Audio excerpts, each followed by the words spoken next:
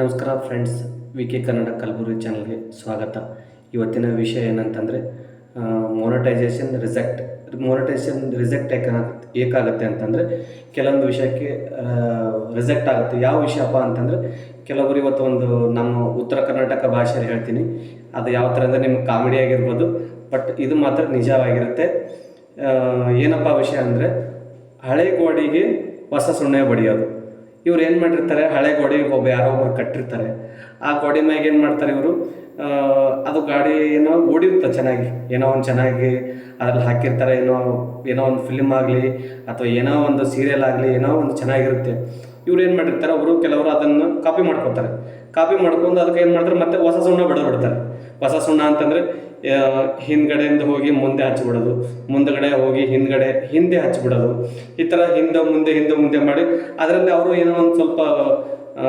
ಏನೋ ಒಂದಷ್ಟು ವಿಡಿಯೋಗಳು ಎಲ್ಲಿಂದ ಮಾಡಿಕೊಂಡು ಅದರಲ್ಲಿ ಆ್ಯಡ್ ಮಾಡೋದು, ಈ ರೀತಿ ಮಾಡ್ತಾರೆ. ಈ ಥರ ಮಾಡೋದ್ರಿಂದ ಏನಾಗುತ್ತೆ, ನಿಮಗೆ ಸ್ಟಾರ್ಟಿಂಗಲ್ಲಿ ಕೆಲವೊಂದು ನಿಮಗೆ ಏನು ಪ್ರಾಬ್ಲಮ್ ಬಂದಿಲ್ಲ ಅಂದರೆ, ಕಾಪಿರೈಟ್ ಕೂಡ ಬಂದಿಲ್ಲ ಅಂದರೆ ಇವತ್ತಿಲ್ಲ ನಾಳೆ ಮುಂದೆ ಪ್ರಾಬ್ಲಮ್ ಬಂದೇ ಬರುತ್ತೆ.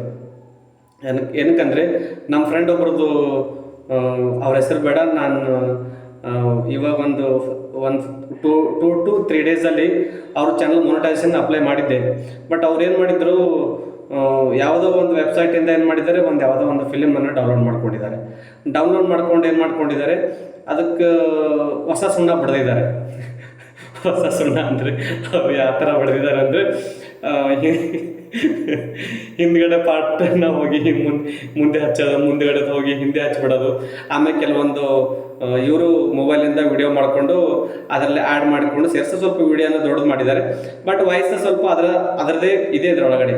ನೀವು ನೋಡಿ, ನಿಜವಾಗ್ಲೂ ನಿಮ್ದು ಏನಾದರೂ ವಿಡಿಯೋ ಅದರಲ್ಲಿ ಇತ್ತಂದರೆ ಹಾಕಬೇಕು, ಇಲ್ಲ ಅಂದರೆ ಆ ಥರ ಹಾಕಬಾರ್ದು.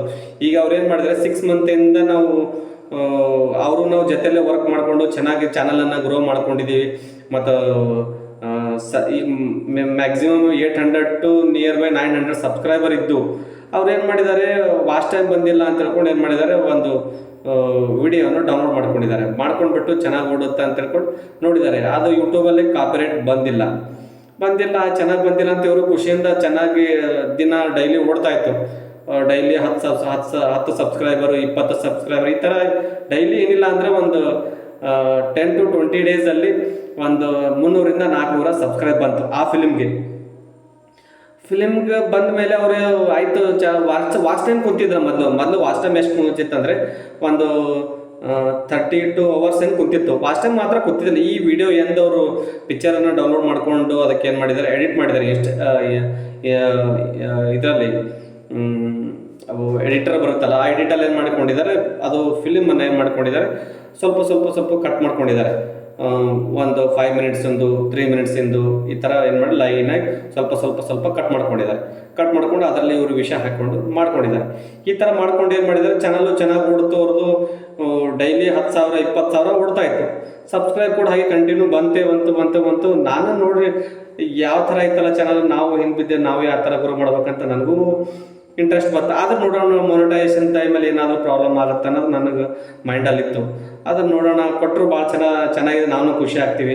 ನಾವು ಈ ಥರ ಏನಾದರೂ ಮಾಡ್ಬೋದೇನೋ, ಕಳಹದಿ ಹುಡ್ಕೊಂಡು ಹೋಗ್ಬೋದೇನೋ, ಕೆಲವೊಂದು ಶಾರ್ಟ್ಕಟ್ ರೂಟ್ ಹುಡ್ಕಾಡ್ತಾ ಇರ್ತಲ್ಲ, ಆ ಥರ ಇದು ಏನೋ ಒಂದು ಶಾರ್ಟ್ಕಟ್ ರೂಟ್ ಸಿಗ್ಬೋದೇನೋ ಅಂತ ನಾನು ನೋಡೋಣ ಅಂದ್ಕೊಂಡು ಇದ್ದೆ. ಆದರೆ ಈಗ ಜಸ್ಟ್ ಒಂದು 2 ಡೇಸಲ್ಲಿ ಮೊನಟೈಸೇಷನ್ಗೆ ಅಪ್ಲೈ ಹಾಕಿದ್ರು.